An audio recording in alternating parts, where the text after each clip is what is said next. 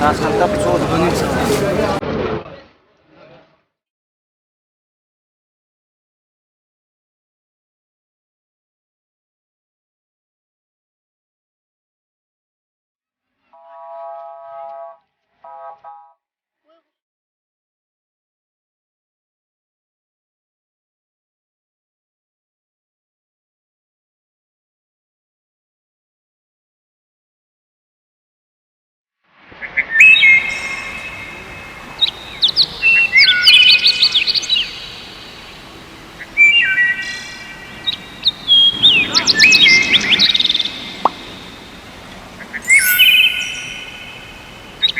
چېرته روانې والکه لالا روانې مه کور ته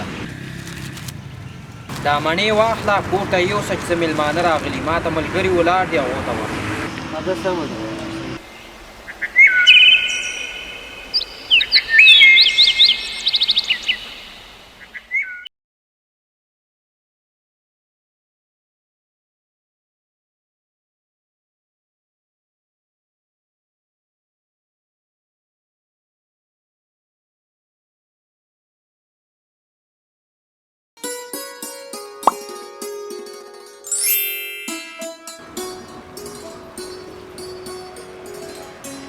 السلام علیکم.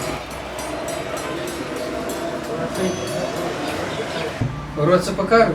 نه مننه خیر اوسي. یو تور پلاستیک مې پکارو دغه مړۍ مې پکې اچولې.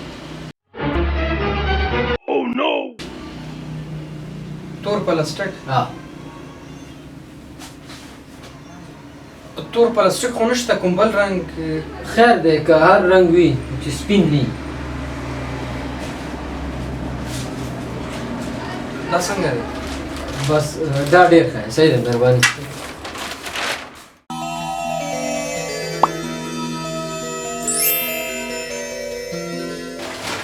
مننه. عجیبه خلک دي په خدای. ښه سم دم پلاستیک خو بس هسې نخرې کوي. وروره خبره د نخرو نه ده.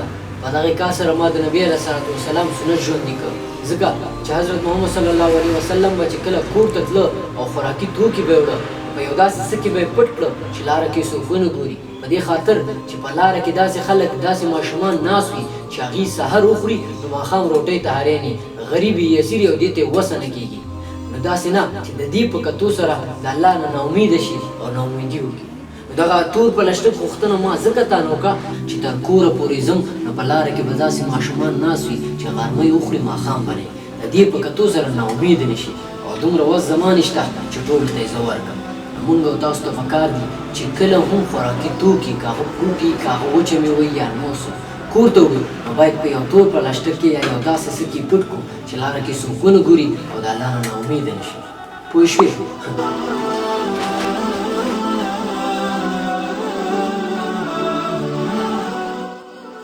د ویډیو نه مو هدف عامه پوهاوی و دکانداران دې د تور پلاستیک نه استفاده وکړي باید مونږ او تاسو خپل کورونو ته خوراکي توکي او نور شیان په داسې پلاستیک کې یوسو چې نور څوک پوه نه شي ځکه زمونږ او ستاسو په ټولنه کې ډېر غریب خلک شته نو د دې په لیدو ورته درد ورځي د ثواب په نیت شیر کړئ